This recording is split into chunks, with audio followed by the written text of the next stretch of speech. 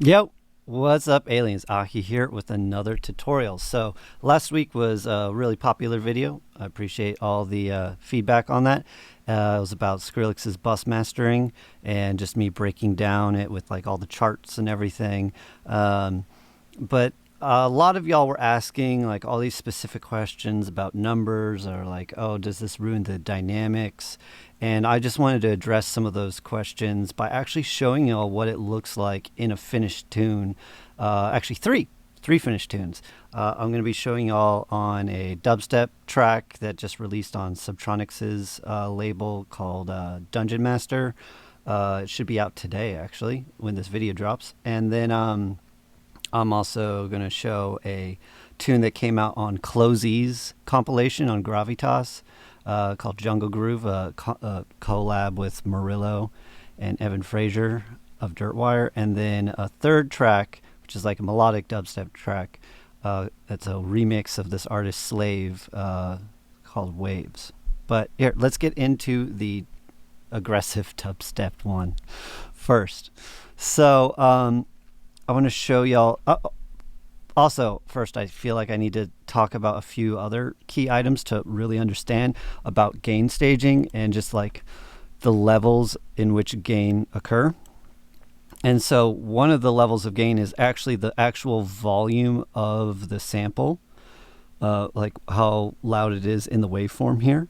Because you can see like this one is quieter than this one. Just you can see it's thicker than this one. Another part of the gain is the actual like how much you can affect it there, which is the gain. Another part of the gain is the track volume, which can boost up to 6. Another part is the group volume, and then finally is the master volume. So when doing bus mastering, you need to sort of keep in mind like all the different layers of volume that can occur, because that's essentially all like mixing and mastering is. It's like dealing with volume of different specific frequencies and elements. Even EQ is essentially volume of a frequency spectrum. It's pretty interesting to think about that. But yes, let me show y'all here. So as we went over in the last video, there are limiters on all of these groups. And I just want to show y'all specifically the routing.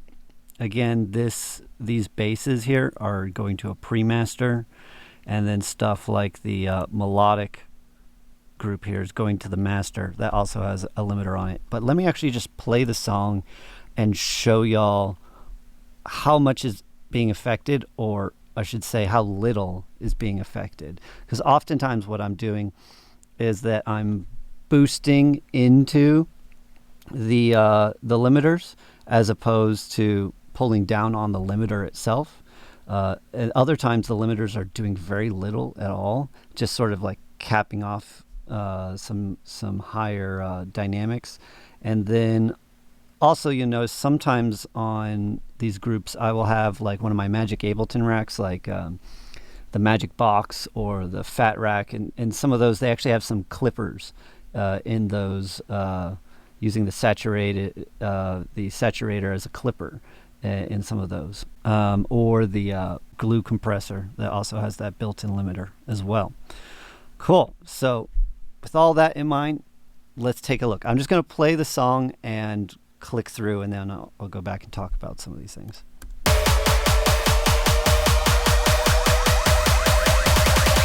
sense danger. Get in the flock.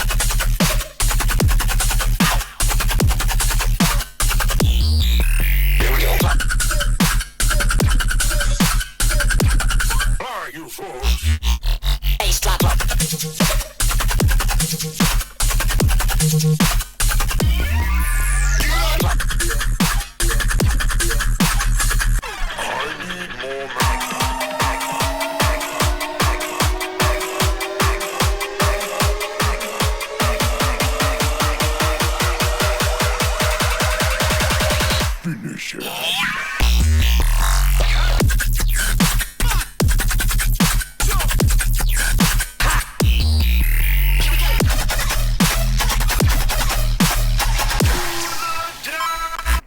All right, I think y'all get the point. But I just wanted to show y'all here, for instance, on this bass group. Again, on almost all of these, I have the gain at 0. And I'm pushing the volume of the actual basses themselves into the limiter. Like, let's see here, like this, or this sound. You can see here, it's actually going over the 0 marker there. And you can see, yeah, it's doing some limiting there. Not too much. 4 dB, just about. Yeah, but I'm just sort of like, I'm listening and just like trying to listen when I can actually like hear the compression and then like back off on it. I guess that's like what I'm trying to do to get clarity, while also having everything be really intensely compressed. Also here, if we saw in the melodic section, again, 0 dB gain on here. I think I pulled down on the gain in some of the last tutorial. I think I confused some people because I was just sort of exaggerating it to demonstrate a point in why you want to have all these limiters on there, as opposed to just sending everything to one limiter. Oh yeah, here we go. But you can see here, again, it's doing very little limiting, just like getting these tiny little pieces in there. And again, those are going to the master limiter. This vocals, they don't even have any limiters on here. So you can actually see, if we go to the master on here, you can see whenever the vocals hit, because it compresses everything below the vocals. See that? Get in the flow. Like, it takes up so much headroom.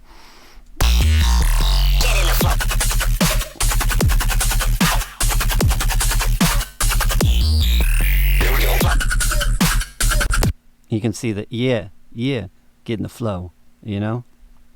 But it sounds really clear.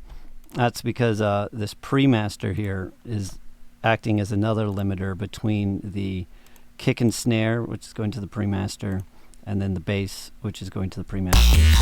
So they're getting compressed together. Oh, sorry, this is the right one.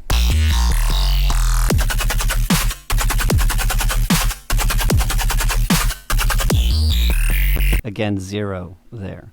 And so I just want to get across this idea that you don't have to pull down on the gain. The limiter will still do its function as long as you input the gain enough, you know? And also, one other thing on this project I want to get across is this clipper, what's happening with the clipper in here. So watch this. I'm going to just play these drums. You can see it's doing a little bit of limiting, but I'm going to turn this off.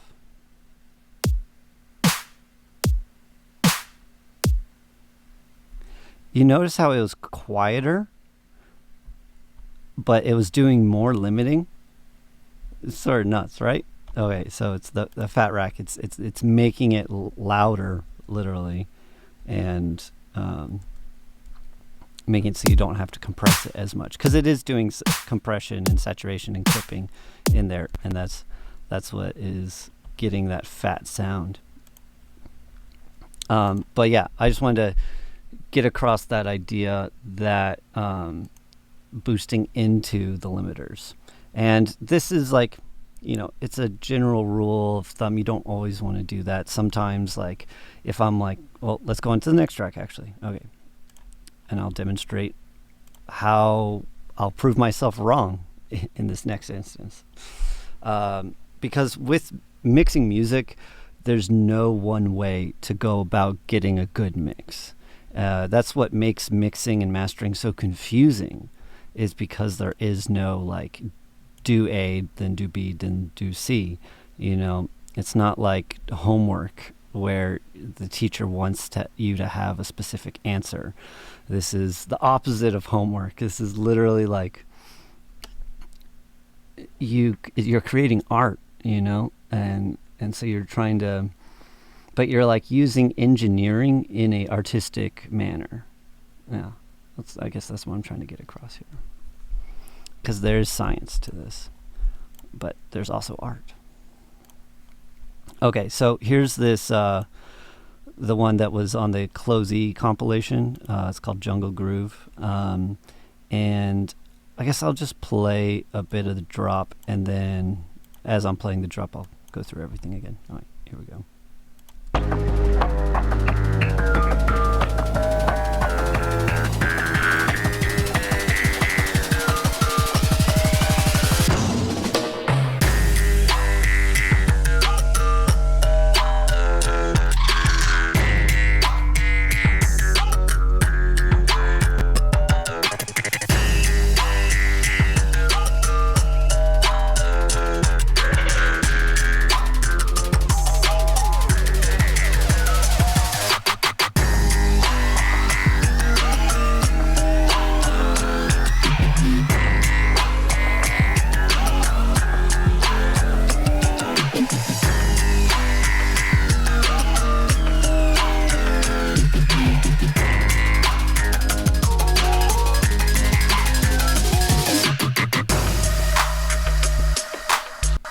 Yeah. So on this drop, I know that jaw harp is pretty sick. Evan is doing that, but we're like pitch bending it and whatnot. Anyways, this is about mastering. So you can see here, there's like literally no limiter on this group at all. And also, as y'all saw here on the main master, it's actually doing a lot of limiting, and we have the gain up a lot. And that's because this song, I think we started it. Did we start on? It was passed back and forth between my computer and Zach Murillo's computer. And I know, so like sometimes when I'm doing collabs, like other people have different methods, and which is totally good because there's no one right way to get to your final art piece, like I was saying earlier. But and so in this thing, I had to work with that, and just like the volume levels that he was used to composing the song at, which is the traditional thing. You compose at a quiet level, and then you master it to get it up to a mastered level. Well, in the Skrillex way, it showed like you make the song at the mastered level, and two ways of doing it. I think this way almost it works better for more dynamic music, and then the other way works really well for, well, it can work really well with super dynamic music as well if you are careful with it. But it also, I'll say that the Skrillex way works better for really loud music compared to this way. But to each their own. I'm just showing you one way of doing it, and apparently it's helped out a ton of y'all, which I'm really glad to hear that. Everyone, it makes me happy when there's better music in the world. So yeah, I pulled down a lot on this one. Look at that, 14 dB of gain reduction there. Again, here in the basses, this one I don't think there's even. Yeah, there's no limiter on it whatsoever. And then here with the drums, it's doing a little bit of gain reduction there.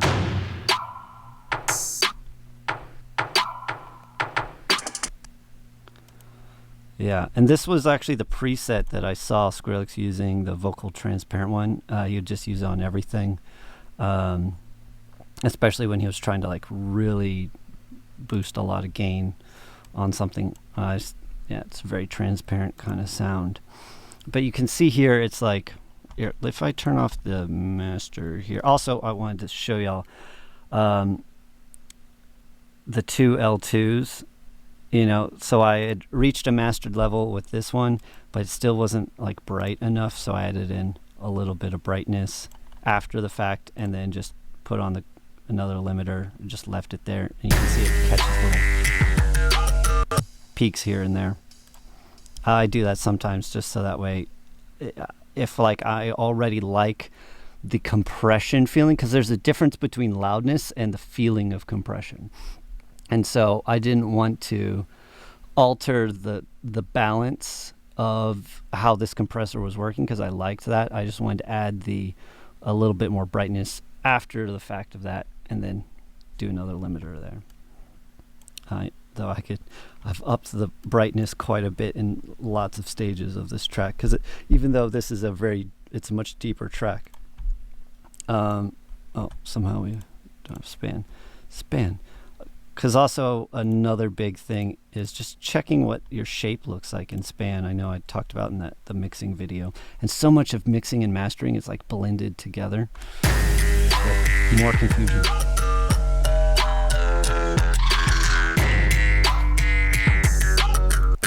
So this is a much deeper track, so there's going to be less high end here, but you can see that the bass here, I like to have it between -30 and -27. And I usually have the average height of the highs equals the average height of the lows, but in this track, it felt more right to have more lows and then less highs. It's because it's less of a bright, exciting track and more of like a deeper, like journey kind of track. Exploration of the jungle. All right, cool. And then what else we got going on here? Oh yeah, what's on the pre-master? How much is this? So you can see it's doing quite a bit there on the snare, but again, 0 dB. It's doing a lot on the snare, but again, 0 dB. Just sort of allowing that as a ceiling there, and then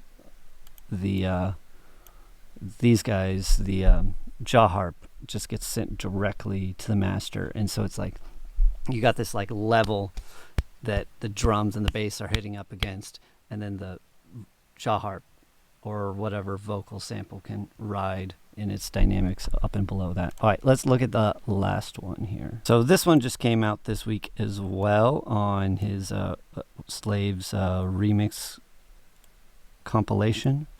I think he's coming out with a few others later this month too. But I just loved this track, and I wanted to remix it so bad, and so I did. So here, I'll play the track, and I'll just sort of click through again. Here we go.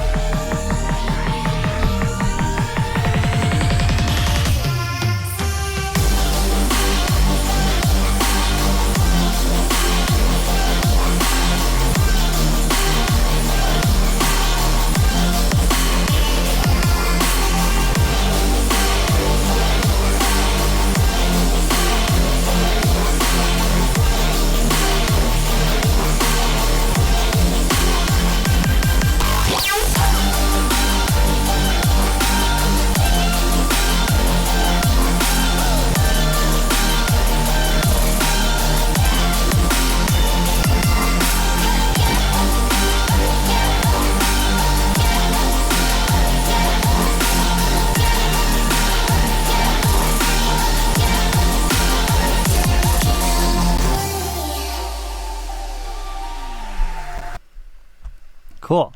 So y'all saw there, here's the spectrum map of it. Again, I like to have that sub between the -30 and -27 on here, that dip in the low end, and then it sort of rises back up, and then the average height of the highs equals about the average height of the lows.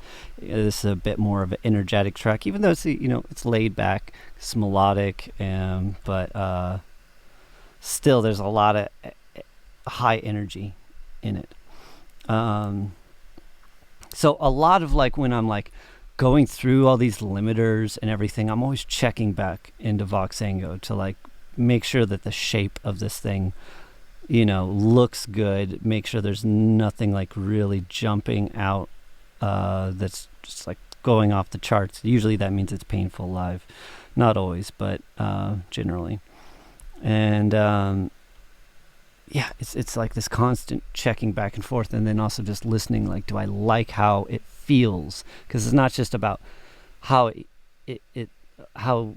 what it sounds like. It's about what it sounds like, how it feels, and then using the visuals to like double check that there's nothing that's like crazy out of place. Because sometimes, with hearing fatigue, you can lose track of like an objective reality of like, does this sound good, or have you just like heard it a million times while smoking 30 joints, and you have nothing to compare it to. And yeah, and then you come back the next morning and you're like, I don't know, this doesn't sound the same as it did last night.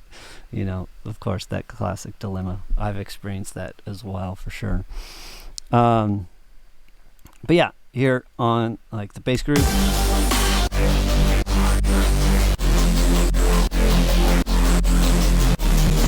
you can see that there's a lot of that. It's getting limited there. How much am I driving this into? Look at this. The sub, I've put up 2.5 dB there. Those are all at 0. But the thing is like I was saying earlier, just because it says 0 over here in the group doesn't mean it's 0. Because look, what's the volume inside of the synth plus whatever post-processing I have it at? So see, it's not at 0. It's not at 0. But all these things lead up. Oh yeah, this one's trippy. Anyways, all those things are being smashed together into the limiter here. And then that's then going to the pre-master. Again, let's hear what the pre-master is doing. Again, 0.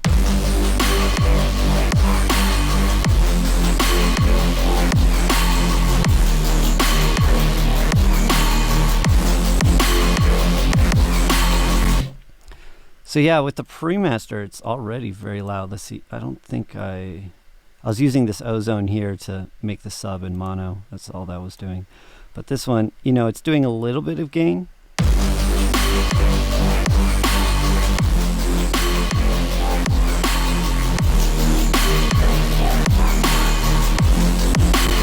Definitely helps out.